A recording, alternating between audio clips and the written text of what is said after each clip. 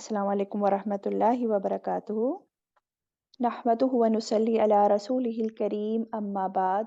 फ़अऊज़ु बिल्लाहि मिनश शैतानिर रजीम। बिस्मिल्लाहिर रहमानिर रहीम। रब्बिश्रह ली सदरी व यस्सिर ली अमरी वहलुल उक़दतम मिन लिसानी यफ़क़हू क़ौली। आयत 45 से आज हम करेंगे। वकतबना अलैहिम फ़ीहा अन्नन नफ्स बिन्नफ्स वल ऐन बिल ऐन वल अन्फ़ बिल अन्फ़ वल उज़ुन बिल उज़ुन वस्सिन्न बिस्सिन्न वल जुरूह क़िसास। वकतबना अलैहिम और लिख दिया हमने उन पर, फ़ीहा उसमें, अन्नन नफ्सा के बेशक जान, बिन नफ्सी बदले जान के, वल ऐना और आँख, बिल ऐनी बदले आँख के, वल अनफा और नाक, बिल अनफी बदले नाक के, वल उज़ुना बिल उज़ुन और कान बदले कान के, वस्सिन्ना बिस्सिन और दांत बदले दांत के, वल जुरूह और तमाम जख्मों का भी क़िसास बदला है। फमन तसद्दक़ा बिह तो जो कोई सदका कर दे उसको, यानी कि माफ कर दे उसको, फहुआ तो वो कफ़ारतुल लह तो वो कफ़ारा होगा उसके लिए।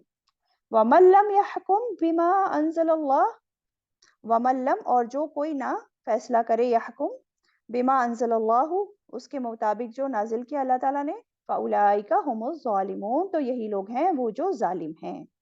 ये आयत 45 का तर्जुमा। तफसीर देखते हैं क्या बताया जा रहा है इसमें। अब जैसे कि पिछले से आयतों से बात चली आ रही है ना, अहले किताब की बात चली आ रही है, तौरात की बात चली आ रही है। अब इसमें आगे भी बनी इसराइल की ही जो शरीयत है उसी की बात हो रही है ना। अब बेसिकली क्या था, जो ये यहूदी थे मदीना में, इनके कुछ कबीले रहते थे ना, बनु नज़ीर और बनु कुरैज़ा, आपने पहले भी पढ़ा है। तो ये जो कबीले थे यहूद के, वो करते क्या थे ये लोग, देखें, होता क्या था कि अगर बनु नज़ीर का कोई शख्स जो है वो कत्ल हो जाता तो बनु कुरैज़ा को किसास देना पड़ता था। लेकिन अगर बनु कुरैज़ा का कोई कत्ल हो जाता तो बनु नज़ीर जो थे सिर्फ दियत अदा करते थे, वो किसास नहीं देते थे। तो इसमें क्या था, नाइंसाफी हो रही थी ना, यानी कि एक कबीले के खून की कीमत ज्यादा थी दूसरे के मुकाबले। तो इन लोगों ने अपनी शरीयत को ही बदल डाला था बेसिकली, जबकि तौरात में तो ऐसा हुक्म नहीं था, तौरात में तो कुछ और था। और वो क्या था, वो यही था, वकतबना अलैहिम फीहा अन्नन नफ्सा बिन नफ्सी। तौरात में अल्लाह ताला फरमा रहे हैं, और लिख दिया हमने उन पर उसमें बेशक जान बदले जान के, लिख दिया हमने, अल्लाह ताला ने लिख दिया उन पर, किन पर, यहूद पर। क्या लिख, किसमें, उसमें कौन है, तौरात, यानी कि उन पर फर्ज कर दिया गया था। कतबना जो है लिखने के मायने में, यानी कि फर्ज करने के माने में आता है। क्या फर्ज किया था, जान बदले जान के, यानी कि कोई किसी को कत्ल करेगा तो बदले में कातिल को भी कत्ल किया जाएगा, उसकी भी जान ली जाएगी किसास के तौर पर, ठीक है। और ये उनके लिए भी ये हुक्म था, और हम मुसलमानों के लिए भी ये हम सूरह बकरा में पढ़ चुके हैं, किसास का हुक्म है ना। और इस मामले में तमाम मुसलमानों के खून बराबर हैं। इसमें यही है ना, जान बदले जान के, कि अगर किसी औरत को किसी मर्द ने कत्ल कर दिया तो किसास में उस मर्द को ही कत्ल किया जाएगा। अगर किसी आका ने गुलाम को अगर कत्ल किया है ना, तो आका को गुलाम के कत्ल के किसास में कत्ल किया जाएगा, और कातिल को उसी तरीके से कत्ल किया जाएगा जिस तरीके से उसने कत्ल किया था दूसरे शख्स का। तो इसमें कोई डिफरेंस नहीं है, जिसने कत्ल किया है उसी को कत्ल किया जाएगा किसास के तौर पर। कोई इसमें छोटा बड़ा नहीं, कोई अमीर गरीब नहीं, कोई कबीला कबीला नहीं कि ये फला कबीला है तो इससे इसमें से कत्ल नहीं होगा, बस किसा वो दियत देगा, ऐसा कुछ नहीं, सब बराबर हैं कत्ल के मामले में। जो कत्ल करेगा उसको सजा मिलनी मिलनी है। तो ये है असल शरीयत जो थी और जो है। और इसकी जो दलील है कि जिस तरीके से उस कातिल ने मकतूल को कत्ल किया है, उसी तरीके से उस कातिल को भी कत्ल किया जाए, तो इसे हमें दलील भी हमें मिलती है इसकी। एक किस्सा आता है इसमें। क्या हुआ था, एक यहूदी ने एक लड़की का, बच्ची का कत्ल कर दिया था। और उसने कैसे कत्ल किया था, उस बच्ची के सर को दो पत्थरों के बीच रख के कुचल दिया था उसने। और उस बच्ची ने जो कानों में सोने की बालियां पहनी हुई थी उसको उतार भी लिया था। अभी बच्ची जो है मरी नहीं थी, अभी जानकुनी की हालत थी उसकी। तो आप सल्लल्लाहु अलैहि वसल्लम ने उस बच्ची से पूछा कि तुम्हारे साथ ऐसा किसने किया है। और जिस यहूदी शख्स का पर शक था ना, तो उसका नाम लेकर पूछा कि उसने किया है ऐसा। तो बच्ची ने हाँ में सर हिलाया। تو اس یہودی آدمی کو بلایا گیا، اس سے پوچھا گیا تو اس نے بھی اپنے جرم کا اعتراف کر لیا. تو آپ صلی اللہ علیہ وسلم نے حکم دیا کہ اس کو بھی اسی طرح 2 پتھروں کے بیچ اس کا سر رکھ کر کچل دیا جائے سزا کے طور پر، جس طرح اس نے اس بچی کا کیا ہے. ٹھیک ہے، تو یہ دلیل ہمیں مل رہی ہے کہ اسی طریقے پہ اس کا قتل کیا جائے گا جس طریقے پہ اس نے کیا ہے. ٹھیک ہے، تو جان بدلے جان کے. آگے کیا ہے؟ وَالْعَيْنَ بِالْعَيْنِ، اور آنکھ بدلے آنکھ کے. اسی طرح جو ہے آنکھ کے بدلے میں آنکھ. اگر کسی نے کسی کی آنکھ پھوڑی ہے تو آنکھ پھوڑنے والے کی بھی وہ ہی آنکھ پھوڑی جائے گی. اور اس میں علماء کہتے ہیں اگر اس کی ایک ہی آنکھ ہے مان لو تو بھی پھوڑی جائے گی، بھلے ہی پھر وہ اندھائی کیوں نہ ہو جائے، کیونکہ اس نے جو ہے ظلم تو خود ہی کیا تھا اپنی جان پر غلط کام کر کے، ہے نا. ہاں یہ ہو سکتا ہے اگر مظلوم دیت لینے کے لیے راضی ہو جائے تو وہ الگ بات ہے، پھر نہیں پھوڑی جائے گی، پھر اس طرح بدلہ نہیں لیا جائے گا. پھر والانف بالانف، اور ناک بدلے ناک کے. کسی کی ناک کاٹ دی تو کاٹنے والی کی بھی ناک اسی طرح اسی جگہ سے کاٹی جائے گی. اور اس میں بھی علماء ذکر کرتے ہیں کہ ناک اگر ہڈی کے آگے آگے سے کٹی ہو تو بدلے میں اس کی ناک کاٹی جائے گی، لیکن ہڈی تک ہے تو نہیں کاٹی جائے گی، کیونکہ ہو سکتا ہے نا کہ ہڈی کاٹنے میں ناک ٹوٹی جائے، اس کی ہڈی ٹوٹی جائے تو اس پر تو پھر وہ زیادتی ہو جائے گی، ظلم ہو جائے گا اس مجرم پر. اور یہ خطرات جو تھے سابقہ زمانے میں زیادہ تھے، اب تو خیر موجودہ زمانے میں ٹیکنالوجی کافی ایڈوانس ہو گئی تو اب یہ خطرات نہیں ہے، تو اب کیا بھی جا سکتا ہے ایسا. ٹھیک ہے، تو ناک بدلے ناک کے. وَالسِّنَّ بِالسِّنِّ، اور دانت بدلے دانت کے. دانت نہیں، اس سے پہلے ہے وَالْأُذُنَ بِالْأُذُنِ، اور کان بدلے کان کے. یعنی کہ زیادتی کرنے والے کے کان بھی وہیں سے اور اتنا ہی کاٹا جائے گا جیسے کہ اس نے دوسرے کا کاٹا ہے. اور اس کے بعد ہے پھر دانت. وَالسِّنَّ بِالسِّنِّ، اور دانت بدلے دانت کی. یعنی کہ اگر اس نے کسی کا دانت توڑا ہے تو اس کا بھی بدلے میں وہی دانت توڑا جائے گا. ٹھیک ہے، اور ایسا قصہ دیکھیں ہوا بھی ہے آپ صلی اللہ علیہ وسلم کے زمانے میں.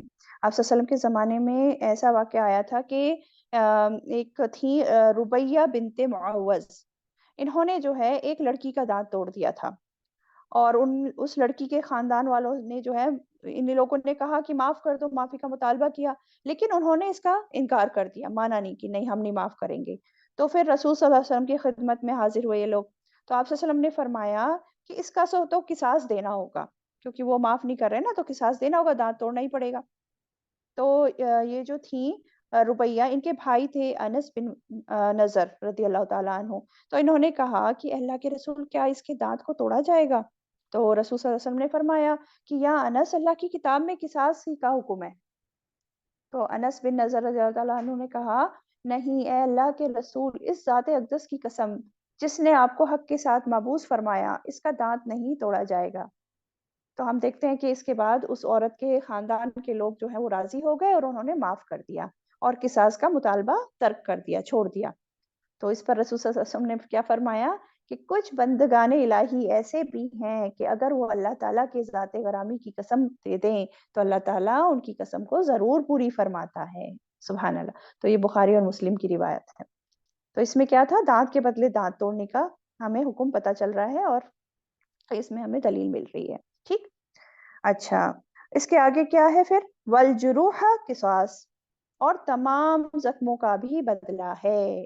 ابھی تک تو دیکھیں اعضاء کی بات ہو رہی تھی، اب زخموں کی بات ہو رہی ہے کہ ابھی پورا اعضاء تو نہیں کاٹا، ہاتھ تو نہیں کاٹا پورا کا پورا، یا آنکھ تو نہیں پھوڑی، لیکن ہاں زخم لگا دیا ہے.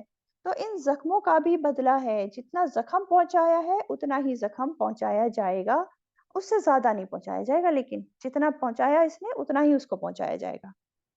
اور اس میں بھی جو ہے فقہا کا کہنا ہے کہ زخموں کا بدلہ تب ہے جب پورا پورا بدلہ لینا ممکن ہو، لیکن اگر زیادتی ہونے کا امکان ہے تو پھر دیت لی جائے گی، پھر قصاص نہیں، پھر بدلہ نہیں لیا جائے گا. سمجھے؟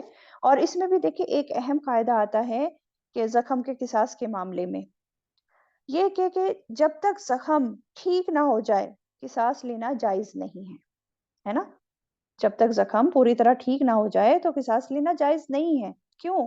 کیونکہ اگر زخم کے بھرنے سے پہلے ہی قصاص لے لیا گیا اور بعد میں جو ہے زخم میں اضافہ ہو گیا تو پھر مجرم کے لیے مزید کوئی اور سزا نہیں ہوگی بعد میں، کیونکہ اس نے قصاص پہلے ہی لے لیا نا. اور اس کی دلیل ہمیں ایک حدیث سے بھی ملتی ہے. کیا ہوا تھا کہ ایک شخص نے دوسرے کے گھٹنے پر سینگ مار کر اس کو زخمی کر دیا تھا. تو پھر وہ جب یہ جو زخمی شخص تھا یہ آیا آپ صلی اللہ علیہ وسلم کی خدمت میں اور حاضر ہو کر عرض کرنے لگا کہ اے اللہ کے رسول مجھے قصاص دلا دیجئے. تو آپ صلی اللہ علیہ وسلم نے فرمایا جلدی نہ کرو، جلدی نہ کرو حتیٰ کہ تمہارے زخم ہیل ہو جائے، مطلب زخم بھر جائے، اس کے بعد ہی کہا. اب وہ دوبارہ حاضر ہوا اور بولا کہ کچھ دن کے بعد نا دوبارہ آیا اور بولا کہ مجھے قصاص دلا دیجئے. آپ نے اسے قصاص اس وقت پھر دلا دیا جب دوبارہ آیا تھا. اب کیا ہوا، کچھ عرصے کے بعد وہ پھر سے حاضر ہوا اور عرض کیا کہ اللہ کے رسول میں لنگڑا ہو گیا ہوں، مجھے اس لنگڑے پن کا قصاص دلا دیجئے. تو رسول صلی اللہ علیہ وسلم نے کیا فرمایا؟ آپ نے فرمایا تحقیق میں نے تمہیں منع کیا تھا مگر تم نے میری نافرمانی کی تو اللہ تعالیٰ نے تمہیں رحمت سے دور کر دیا، اب تمہارا لنگڑا پن رائے گا ہے، یعنی کہ اب تمہیں اس کا قصاص نہیں ملے گا. پھر رسول صلی اللہ علیہ وسلم نے جو ہے منع کر دیا اور فرمایا اس وقت تک زخم کا قصاص نہ لیا جائے جب تک جو زخمی شخص ہے وہ تندرست نہ ہو جائے. ٹھیک، تو یہ اس کا اصول ہے کہ زخم کے معاملے میں قصاص لینے کا، اور تمام زخموں کا بھی بدلہ ہے. اب بدلہ تو ہے لیکن آگے کیا فرمایا جا رہا ہے یہ غور کریں. فَمَن تَصَدَّقَ بِهِ فَهُوَ كَفَّارَةٌ لَهُ، تو جو کوئی صدقہ کر دے اس کو تو وہ کفارہ ہوگا اس کے لیے. سبحان اللہ، کتنی اچھی بات ہے کہ تو جو کوئی معاف کر دے، صدقہ کر دے اس کو تو وہ اس کے لیے کفارہ ہوگا، معاف کر دے. یعنی کہ اگر وہ پوری طرح معاف کر دے ہیں، یعنی کہ جس پر زیادتی ہوئی ہے، وہ زیادتی جس پر ہوئی ہے وہ مظلوم انسان جس نے اس کو پر زیادتی کی ہے اس کو معاف کر دے تو یہ جو ہوگا مظلوم کے گناہوں کا کفارہ ہو جائے گا. کیونکہ مظلوم جو ہے اس نے بھی تو کچھ گناہ کیے ہوں گے نا اپنی زندگی میں، تو قیامت کے دن یہ اس کے گناہوں کو معاف کرنے کا ذریعہ بن جائے گا، یہ جو اس کو معاف کر رہا ہے. ٹھیک، لیکن اس میں بھی نا امپورٹنٹ بات کیا ہے کہ معاف جو ہے اس حالت میں کرنا چاہیے جب اصلاح کے چانسز ہوں، لیکن جہاں اصلاح کی بجائے مزید بگاڑ پیدا ہو، زیادتی کرنے والا اور زیادہ آگے بڑھے اپنے جرم کرنے میں، تو ایسے جو مجرموں کو پھر معاف نہیں کرنا چاہیے بلکہ ان سے پھر بدلہ پورا پورا لینا چاہیے. ٹھیک ہے، چلیں. لیکن کیا فرمایا جا رہا ہے کہ اس میں یہی بہتر ہے کہ تو جو کوئی صدقہ کر دے اس کو تو وہ کفارہ ہوگا اس کے لیے. کفارہ دیکھیں، کفارہ جو ورڈ ہے نا، کفارہ کفر سے نکلا ہے، اور کفر کسے کہتے ہیں؟ چھپانے کو کہتے ہیں. تو کفارہ جو ہے گناہوں کو چھپائے گا قیامت کے دن، گناہوں پر پردہ ڈال دیا جائے گا، گناہ ڈھانپ دیے جائیں گے اس کفارے کے ذریعے، کفارہ ہو جائے گا. اور اس ایک حدیث کا مفہوم ہے جس میں جو روایت کرتے ہیں حضرت عبادہ بن صامت رضی اللہ تعالیٰ عنہ کہ آپ صلی اللہ علیہ وسلم نے بیان فرمایا جس شخص کے جسم پر کوئی زخم لگا دیا جائے، اگر کسی شخص کے جسم پر کوئی زخم لگا دیا جائے پھر وہ اسے معاف کر دے تو جس قدر اس نے معاف کیا ہوگا اسی قدر اللہ تعالیٰ اسے اس کے گناہوں کا کفارہ بنا دے گا. اس کو امام نسائی اور ابن جریر نے روایت کیا ہے. کیا بات سمجھ میں آئی کہ اس کے جسم پر جو ہے کسی نے زخم لگا دیا لیکن اس نے اس کو اس زخم لگانے والے کو معاف کر دیا تو جس قدر اس نے پورا پورا معاف کیا ہو یا جس لیول کا بھی معاف کیا ہو اسی طرح اس کے گناہوں کا یہ کفارہ بن جائے گا، یہ معافی کرنا، معافی دینا دوسرے کو. اور اس کا دوسرا معنی یہ بھی آتا ہے فمن تصدق بہ کا کہ جو زیادتی کرنے والا شخص ہے نا اگر وہ اس کو صدقہ کر دیتا ہے تو وہ اس کے لیے کفارہ ہوگا. تو زیادتی کرنے والا کا کفارہ کیا ہے؟ یعنی کہ وہ اپنے آپ کو بدلہ لینے کے لیے مظلوم کے حوالے کر دے، پیش کر دے، تو یہ بھی صدقہ ہے بنسبت اس کے کہ بھاگ جائے پھر لوگ اس کو ڈھونڈتے رہیں اور سب پریشان ہوتے رہیں. تو دوسرا معنی اس میں یہ بھی آتا ہے. ٹھیک، وَمَن لَّمْ يَحْكُم بِمَا أَنزَلَ اللَّهُ فَأُولَٰئِكَ هُمُ الظَّالِمُونَ، اور جو کوئی نہ فیصلہ کرے اس کے مطابق جو نازل کیا اللہ نے تو یہی لوگ ہیں وہ جو ظالم ہیں. اللہ تعالیٰ نے جو نازل کیا ہے، جو احکامات اتارے ہیں اس کے مطابق اگر کوئی فیصلہ نہ کرے تو یہی لوگ ظالم ہیں.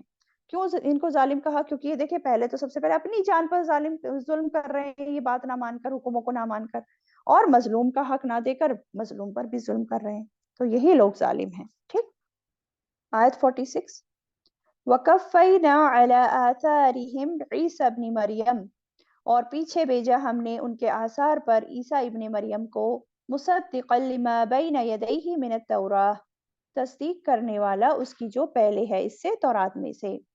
وآتیناہ الانجیل فیہ ھدی ونور، اور دی ہم نے اسے انجیل، اس میں تھی ہدایت اور نور، فیہ ھدی ونور ومصدقا لما بین یدیہ من التوراۃ، تو اس میں کیا بتایا جا رہا ہے؟ فیہ اس میں تھی ہدن ہدایت، ونور اور نور، مصدقا لما بین یدیہ اور تصدیق کرنے والی اس کی جو پہلے ہے اس سے، من التوراۃ تورات میں سے، وہدی وموعظۃ للمتقین اور ہدایت اور نصیحت متقی لوگوں کے لیے۔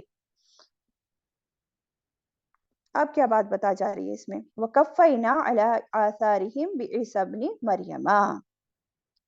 وَقَفَّيْنَا، کفینا کہتے ہیں پیچھے بھیجنا، پے در پے بھیجنا، پہلے بھی یہ ورڈ آپ پڑھ چکے ہیں، اور آثار کہتے ہیں نقش قدم۔ تو اللہ تعالیٰ فرما رہے ہیں کہ اس میں یہ بات پتہ چل رہی ہے کہ موسیٰ علیہ السلام اور موسیٰ علیہ السلام کے بعد جتنے بھی انبیاء آئے، ان کے بعد اللہ تعالیٰ نے عیسیٰ ابن مریم کو بھیجا، اور عیسیٰ علیہ السلام جو تھے وہ بنی اسرائیل کی طرف بھیجے گئے ہوئے آخری نبی تھے وہ، اور آئے تھے عیسیٰ علیہ السلام، کیا کیا تھا انہوں نے، کیا مقصد تھا ان کا، کیا کیا انہوں نے؟ مصدقا لما بین یدیہ من التوراۃ۔ پہلی بات تو یہ کہ یہ عیسیٰ علیہ السلام جو تھے وہ پچھلے نبیوں کے رسولوں کے نقش قدم پر اللہ تعالیٰ نے ان کو بھیجا تھا، انہوں نے بھی وہی کام آگے چلایا جو کہ پچھلے نبی رسول کر رہے تھے، توحید کا دعوت دی اور توحید کا پیغام دیا، اور کیا کیا؟ جو تصدیق کرنے والا ہے اس کی جو اس سے پہلے ہے، یعنی تورات کی تصدیق کی انہوں نے، من التوراتی تورات میں سے، کیا تصدیق کی؟ کہ یہ جو تورات ہے یہ اللہ تعالیٰ کی کتاب ہے، یہ بات کہ یہ حق ہے، یہ اللہ تعالیٰ کی طرف سے نازل ہوئی ہے، اور جو ہے پچھلے نبیوں کی بھی خیر انہوں نے تصدیق کی، کیونکہ ہر جو نبی آتا ہے نیا وہ پچھلے نبی کی بھی تصدیق کرتا ہے، اور جو پچھلا نبی ہوتا ہے وہ آگے آنے والے نبی یا رسول کی بشارت بھی دیتا ہے کہ میرے بعد ایک اور اس طرح سے نبی یا رسول آئے گا، ٹھیک؟ تو یہی بات ہو رہی ہے، اور پیچھے بھیجا ہم نے ان کے آثار پر عیسیٰ ابن مریم کو، تصدیق کرنے والا اس کی جو پہلے ہے اس سے، تورات میں سے، وَآتَيْنَاهُ الْإِنْجِيلَ اور دی ہم نے اسے انجیل، تو انجیل کس کو دی گئی تھی؟ عیسیٰ علیہ السلام کو دی گئی تھی اور اللہ تعالیٰ نے دی تھی، اس میں کیا تھا؟ فیہ ھدی ونور، ونور اس میں کیا تھا؟ ہدایت اور نور، انجیل میں بھی ہدایت اور نور تھا، اور پیچھے ہم نے پڑھا نا تورات کے لیے بھی یہی بات آئی تھی کہ تورات میں بھی ہدایت اور نور تھا، اور یہی صفات جو ہے قرآن مجید کی بھی بتائی جاتی ہے کہ قرآن مجید بھی ہدایت اور نور ہے نا، تو انجیل میں بھی ہدایت اور نور تھا، یعنی کہ یہ بھی جو تھی حق اور ایسے نور کی رہنمائی کرتی تھی جس سے شک و شبہات دور ہو جاتے تھے، جس سے جہالت کے جو اندھیرے ہیں وہ دور ہو جائیں، جس سے دل روشن ہو جائیں اور مشکلات کے حل کے لیے روشنی حاصل ہو جائے انسان کو، ہدایت کے راستے واضح کرتی تھی انجیل بھی، ھدی ونور ومصدقا لما بین یدیہ من التوراۃ اور تصدیق کرنے والی تھی اس کی جو اس سے پہلے ہے تورات میں سے، اب انجیل سے پہلے تورات آئی تھی نا، تو تورات جو اس سے پہلے کتاب جو نازل ہوئی تھی، انجیل نے آ کر اس کی بھی تصدیق کی، اس کی بھی تصدیق کرنے والی ہے، وَھُدًى وَمَوْعِظَةً لِّلْمُتَّقِينَ اور کیا ہے انجیل میں؟ ہدایت اور نصیحت متقی لوگوں کے لیے، یعنی کہ پہلے جو بات ہوئی ہدایت اور نور کی، تو ہدایت کا ذریعہ اور نور تو سبھی کے لیے ہے، لیکن پاتا کون ہے؟ ہدایت پائے گا کون؟ نصیحت کون قبول کرتا ہے؟ وہ کرتے ہیں متقی لوگ، متقی لوگ ہی، یہ جو موعظۃ ہے نا نصیحت، موعظۃ یہ جو ورڈ ہے واز سے ہے، واز ہوتے ہیں، واز کہتے ہیں نصیحت، ایسی بات جو دل کو نرم کر دے، اور اس میں جو ہے واقعات اور قصے بھی آ جاتے ہیں جن کو سن کر جو ہے انسان کے دل نرم ہو جاتے ہیں، لیکن یہ نرمی آتی کس کے اندر ہے؟ جس کے اندر تقویٰ ہوتا ہے، جو تقوی والا ہوتا ہے نا وہی ان سے فائدہ اٹھاتا ہے، ان کے ہی دل متاثر ہوتے ہیں، اسی لیے یہاں پہ فرمایا کہ وَھُدًى وَمَوْعِظَةً لِّلْمُتَّقِينَ متقی لوگوں کے لیے۔ تو کیا پتہ چل رہا ہے ہمیں اس آیت سے؟ پہلی بات تو یہی ہے کہ انبیاء جو ہوتے ہیں ایک دوسرے کی تصدیق کرتے ہیں، ایک دوسرے کی مدد کرتے ہیں، ایک دوسرے کے بھائی بھائی ہوتے ہیں تمام انبیاء، اور تمام انبیاء توحید کا ہی پیغام لے کے آئے، اللہ کی طرف سے آئے ہیں، تو انبیاء کے پیروکار کو کیسا ہونا چاہیے؟ تو انبیاء کے پیروکاروں کا بھی تو یہی رویہ ہونا چاہیے نا کہ ایک دوسرے سے محبت کرنے والے ہوں، ایک دوسرے کی مدد کرنے والے ہوں، اور اللہ کے دین کی دعوت کو آگے بڑھانے والے ہوں۔ پھر اور کیا معلوم پڑا کہ اللہ کی بھیجی جو ہر کتاب ہوتی ہے وہ بندوں کے لیے سرچشمہ ہدایت ہوتی ہے، وہ ایک نور ہوتی ہے اور زندگی جینے کی صحیح راستوں کو روشن کر دیتی ہے. ٹھیک. اور ایک بہت ہی امپورٹنٹ بات جو پتہ چل رہی ہے وہ یہ کہ تقوی جو ہے نا، تقوی وہ ہر خیر کا علم حاصل کرنے کا، نور حاصل کرنے کا، عمل کا سبب بنتا ہے. تو اس آیت میں تقوی پر بھی ابھارا گیا ہے. اور متقی لوگ ہی جو ہیں اللہ کی کتاب سے ہدایت اور نصیحت حاصل کرتے ہیں. کافر اور کتاب سے منہ پھیرنے والوں کو پھر ہدایت حاصل نہیں ہوتی ہے. یہ ساری چیزیں ہمیں معلوم پڑ رہی ہیں اس سے. آگے آتے ہیں آیت 47 پر آ جائیے. وَلْيَحْكُمْ أَهْلُ الْإِنْجِيلِ بِمَا أَنزَلَ اللَّهُ فِيهِ، اور چاہیے کہ فیصلہ کریں اہل انجیل اس کے مطابق جو انزل اللہ نازل کیا اللہ نے فیہ اس میں. وَمَن لَّمْ يَحْكُمْ، اور جو نہ فیصلہ کرے بِمَا أَنزَلَ اللَّهُ اس کے مطابق جو نازل کیا اللہ نے، فَأُولَٰئِکَ تو یہی لوگ ہیں، هُمُ الْفَاسِقُونَ وہ جو فاسق ہیں. اب دیکھیں پھر وہی بات بتائی جا رہی ہے کہ چاہیے کہ فیصلہ کریں اہل انجیل. اہل انجیل کون ہے؟ عیسائی لوگ، نصرانی لوگ.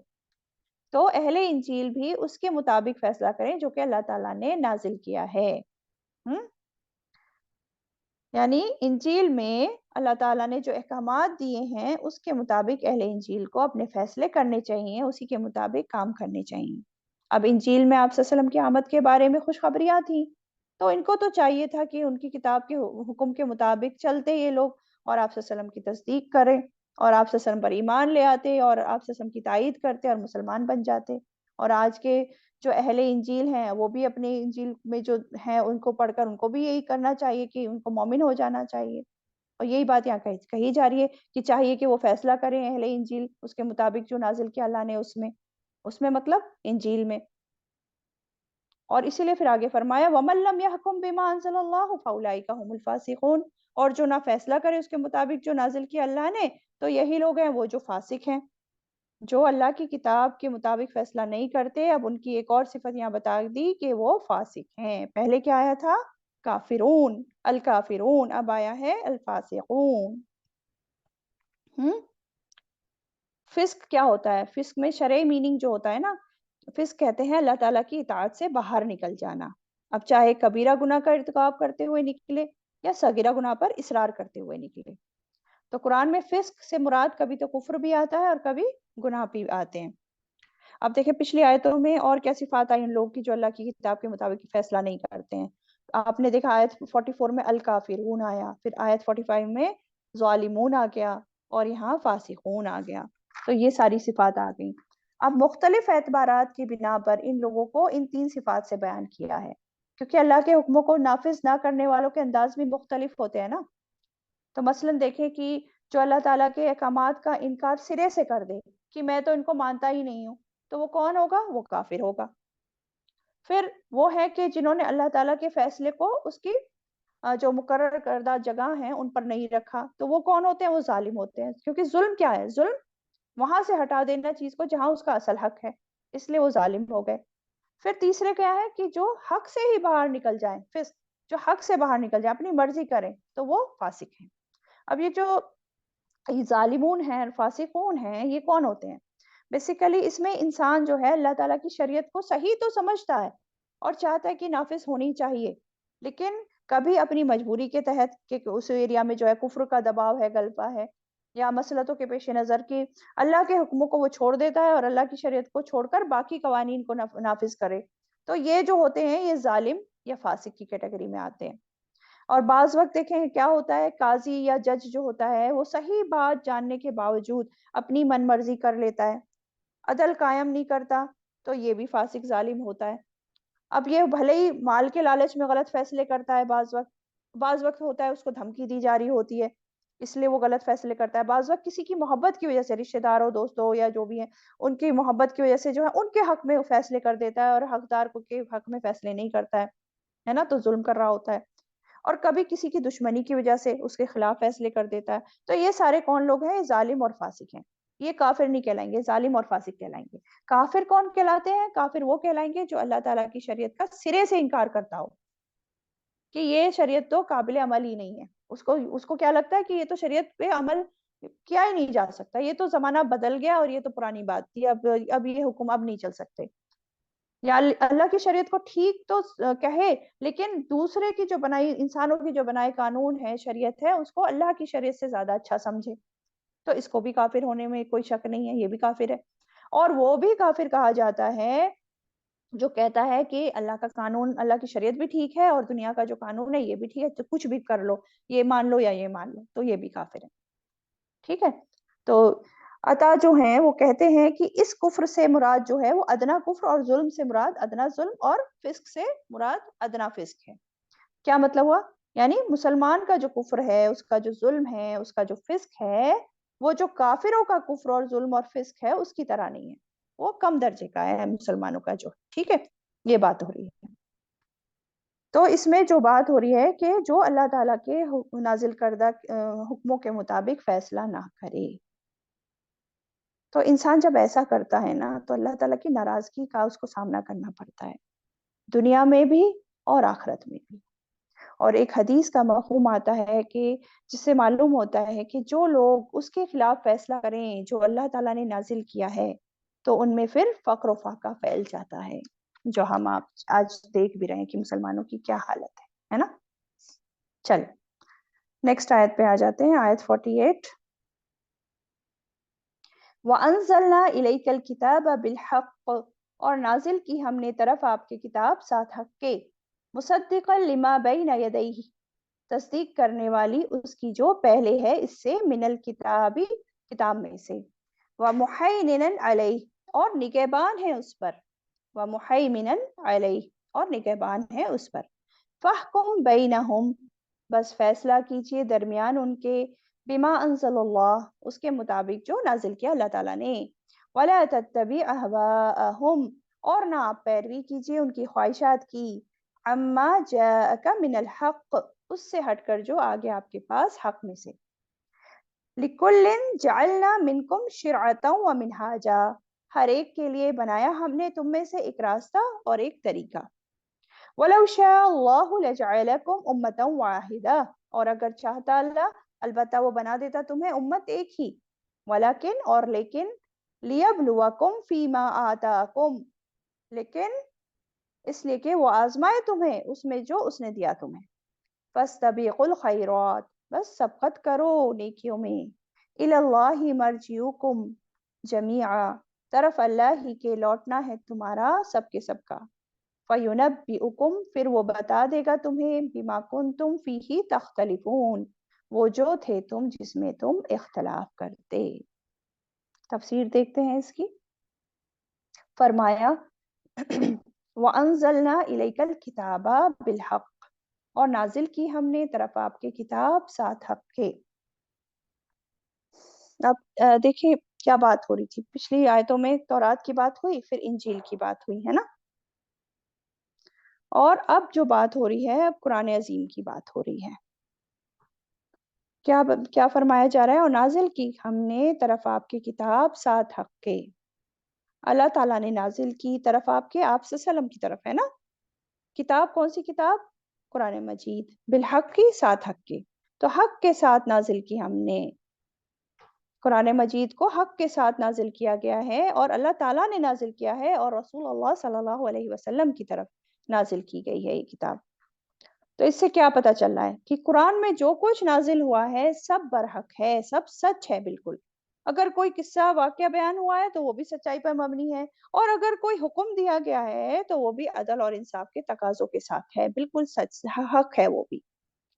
ایون جو قرآن کا نازل ہونا ہے وہ بھی برحق ہے، یہ اللہ تعالیٰ کی طرف سے ہے، اس میں کوئی جو ہے شک و شبہ نہیں، اور آپ صلی اللہ علیہ وسلم تک پہنچانے میں اس میں کوئی رد و بدل نہیں ہوا، اور آپ صلی اللہ علیہ وسلم نے جو لوگوں تک پہنچایا ہے اس میں بھی کسی طرح کی انہوں نے کمی کوتاہی نہیں کی، لہٰذا ہر لحاظ سے یہ حق ہی حق ہے.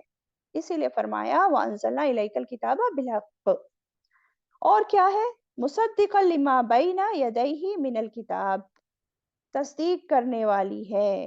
کس کی تصدیق کرنے والی ہے؟ اس کی جو پہلے ہے اس سے کتابوں میں سے. اب یہ جو بات آئی ہے نا من الکتابی، الکتاب، الکتاب جو آیا ہے یہ ورڈ بیسیکلی یہ اس میں جنس ہے کتاب کے جنس کے لیے آیا، تمام آسمانی کتابیں مراد ہیں، اس میں ساری چیزیں آ جاتی ہیں، تمام آسمانی کتابیں اس میں آ جاتی ہیں، ٹھیک ہے؟ تو قرآن مجید جو ہے تمام آسمانی کتابوں کی تصدیق کرتا ہے، جو قرآن سے پہلے اتری تھی نا، زبور، تورات، انجیل وغیرہ سب، تو ان سب کی یہ تصدیق کرتا ہے۔ اب تو خیر ان میں تبدیلیاں ہو گئی ہیں نا پرانی کتابوں میں۔ اور کیا کرتا ہے؟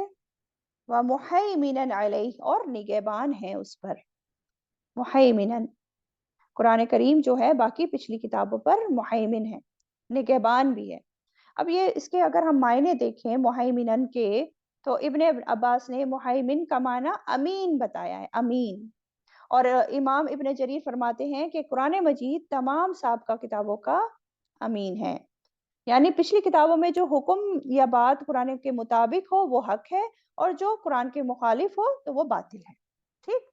اور محیمنن کے معنی میں کیا آتا ہے؟ اس کے معنی میں آتا ہے کہ یہ حاکم ہے، گواہ ہے، شاہد ہے، قرآن کے لیے ساری باتیں آتی ہیں کہ جو پچھلی کتاب تورات یا انجیل میں بیان ہوا تھا اور قرآن میں بھی وہ بات بیان ہو رہی ہے، تو یہ اس بات کی گواہی ہے کہ جو تورات تھی، انجیل تھی، اس میں جو وہ بات ویسے ہی بیان ہوتی جیسے کہ قرآن مجید میں بیان ہو رہی ہے، تو وہ حق اور سچ تھی، وہ صحیح ہے۔ اور اگر پچھلی کتاب یہ تورات انجیل میں یہود نصارہ نے بگاڑ پیدا کیا، تحریف کر ڈالی، تو قرآن اس کی حقیقت کو بھی واضح کرتا ہے کہ یہ جو حکم ہے اللہ کی طرف سے نازل کردہ نہیں تھا، یہ لوگوں کا بنایا ہوا، گھڑا ہوا ہے۔ تو بگاڑ کا بھی جو ہے یہ بتا دیتی ہے، یہ گواہی دے دیتی ہے کتاب، تو اس لیے کیا بتایا، یہ محیمنن، گواہ ہے، شاہد ہے، نگہبان ہے، اور محافظ بھی ہے۔ محافظ کیسے ہے؟ حفاظت کرتی ہے، انہوں نے جو بدلاؤ کر لیے تھے قرآن نے اس کو پھر آ کے صحیح طریقے سے بیان کر دیا کہ یہ بات ایسے نہیں، ایسے ہے۔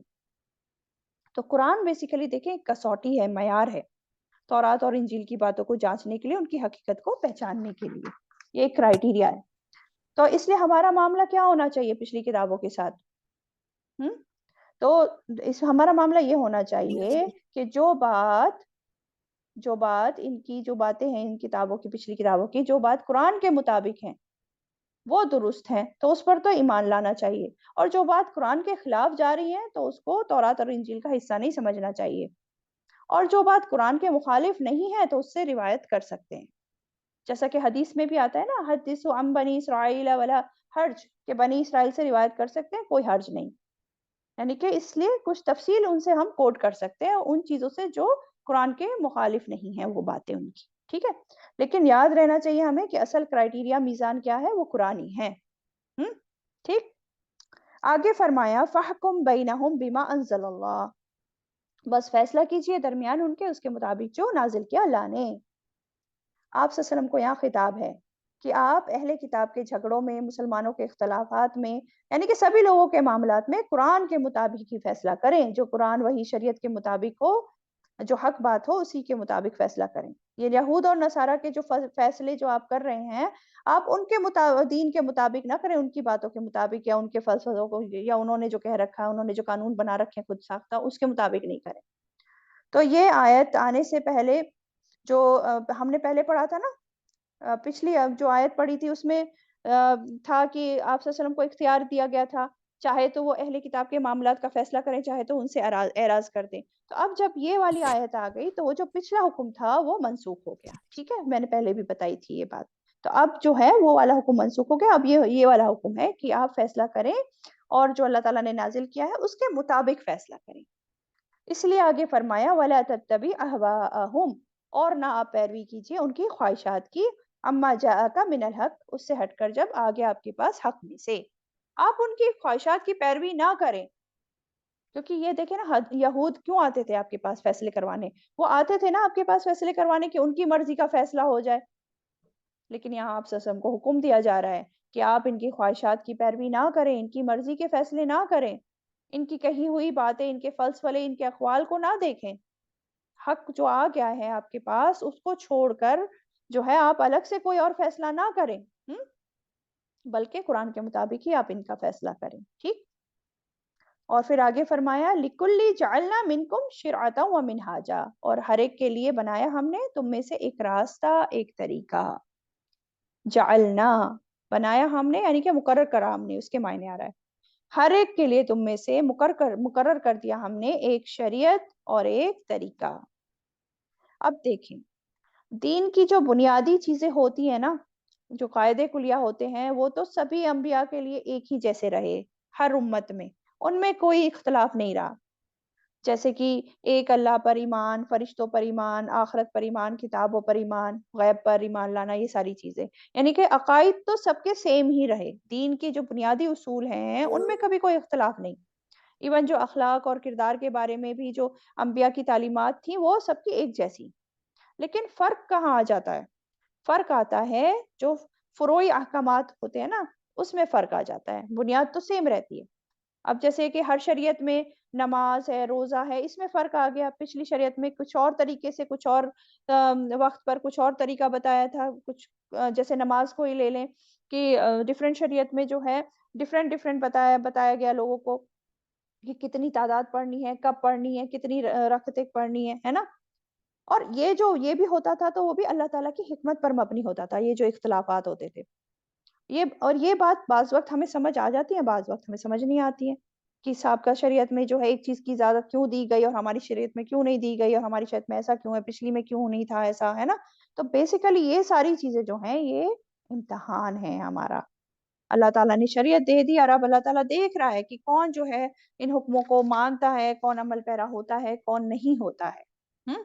تو یہ جو بات ہو رہی ہے کہ ہر ایک کو بنایا، ہر ایک کے لیے مقرر کر دی ہم نے تم میں سے شرعتن و منہاجا۔ شرعتن جو ہے شریعت، بیسیکلی شارع کہتے ہیں بڑی سڑک کو، ہے نا؟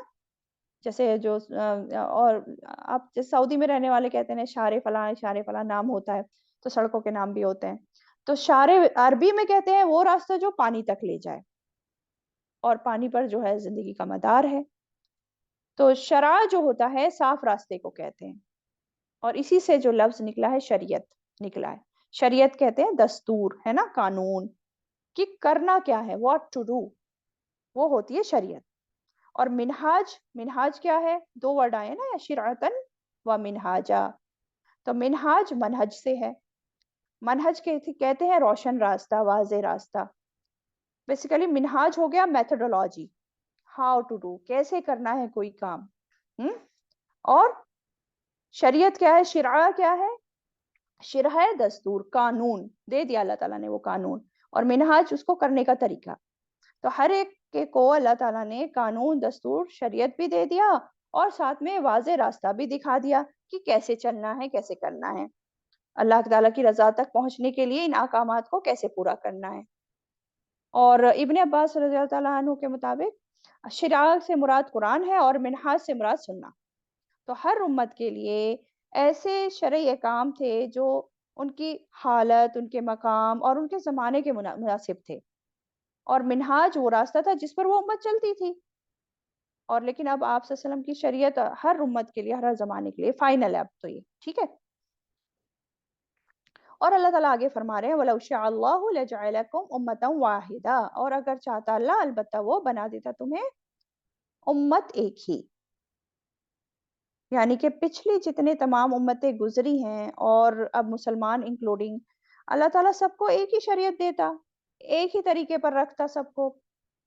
پہلا جو دن تھا جب آدم علیہ السلام کو دنیا میں بھیجا گیا تھا، تو آدم علیہ السلام کو سے لے کر اب تک جتنے بھی پیغمبر آئے، رسول آئے، اور آپ صلی اللہ علیہ وسلم تک پہلے دن سے ہی قرآن دے دیا جاتا اور اس میں کوئی تبدیلی نہ کی جاتی۔ اللہ تعالیٰ تو ایسا کر سکتا تھا، لیکن اللہ تعالیٰ نے ایسا نہیں کیا، بلکہ ہم دیکھتے ہیں کہ جب قرآن نازل ہو رہا تھا تو وقت اور موقع کے مطابق جب قرآن نازل ہو رہا تھا اس میں بھی کچھ نہ کچھ حکم اللہ تعالیٰ نے منسوخ کیے، اس کے موقع کے حساب سے اور وقت کے حساب سے، ضرورت کے حساب سے، ہے نا؟ تو اللہ تعالیٰ کے لیے تو خیر کچھ مشکل نہیں تھا، وہ ایسا کر سکتا تھا کہ سب کو ایک ہی امت بنا دیتا۔ اور ایک ہی امت بنانے کا دوسرا مطلب یہ بھی ہے کہ تمام لوگوں کو ہی ایمان اور ہدایت دے دیتا، سب مومن ہی ہوتے، کوئی بھی اللہ کے دین کا منکر نہیں ہوتا، سب نیکی تقوی ایمان توحید پر ہوتے، ایک ہی امت ہوتے۔ لیکن اللہ تعالیٰ نے ایسا نہیں کیا، اس کا کچھ مقصد ہے۔ کیا مقصد ہے؟ کیوں نہیں کیا اللہ تعالیٰ نے ایسا؟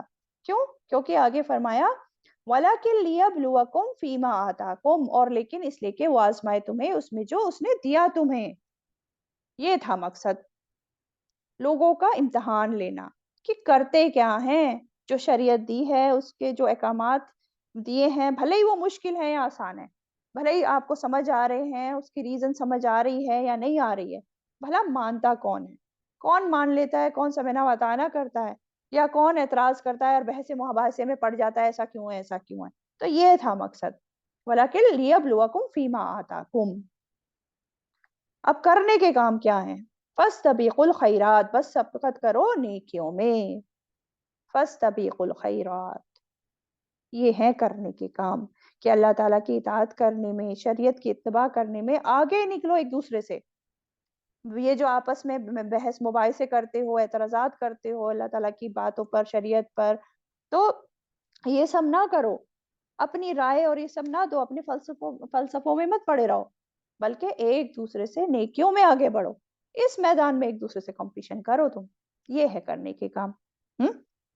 اِلَى اللَّهِ مَرْجِعُكُمْ جَمِيعًا، طرف اللہ ہی کے لوٹنا ہے تمہارا سب کے سب کا، فَيُنَبِّئُكُمْ بِمَا كُنْتُمْ فِيهِ تَخْتَلِفُونَ، پھر وہ بتا دے گا تمہیں وہ جو تھے تم جس میں تم اختلاف کرتے۔ اب یہ بات یاد رہے، تم جو اختلاف کر رہے ہو دنیا میں، ان اختلافات جو کر رہے ہو ان کا کوئی حل دنیا میں نہیں ہے، اس کا فیصلہ دنیا میں ہو ہی نہیں سکتا، اختلاف زمانے میں ہوتے آئے ہیں، ہو رہے ہیں، ہوتے رہیں گے، اس کا فیصلہ تو آخرت میں ہی ہونا ہے، اللہ تعالیٰ ہی کرے گا جب انسان لوٹ کر جائے گا، اور ہر انسان کو لوٹ کر جانا ہے۔ اِلَى اللَّهِ مَرْجِعُكُمْ جَمِيعًا، طرف اللہ ہی کے لوٹنا ہے تمہارا سب کے سب کا، یہ یاد رہنا چاہیے۔ اور جب انسان لوٹ کے جائیں گے تو ان اختلاف کا فیصلہ تب ہوگا، تب اللہ تعالیٰ بتا دے گا تمہیں وہ جو جس میں تم اختلاف کرتے تھے، اور صرف بتائے گا نہیں بلکہ پھر فیصلہ بھی کرے گا، اسی کے مطابق جو ہے جزا سزا بھی ہوگی۔ پھر یہاں تنبیہ بھی ہے، وارننگ بھی دی جا رہی ہے کہ ان اختلافات کو چھوڑو اور جو کرنے کے کام ہے وہ کرو، فَاسْتَبِقُوا الْخَيْرَاتِ، نیکیوں میں ایک دوسرے سے آگے بڑھو، نیکیوں میں آگے نکلو۔ ٹھیک، چلیں آج یہیں تک رکھتے ہیں، وآخر دعوانا وان الحمد للہ رب العالمین۔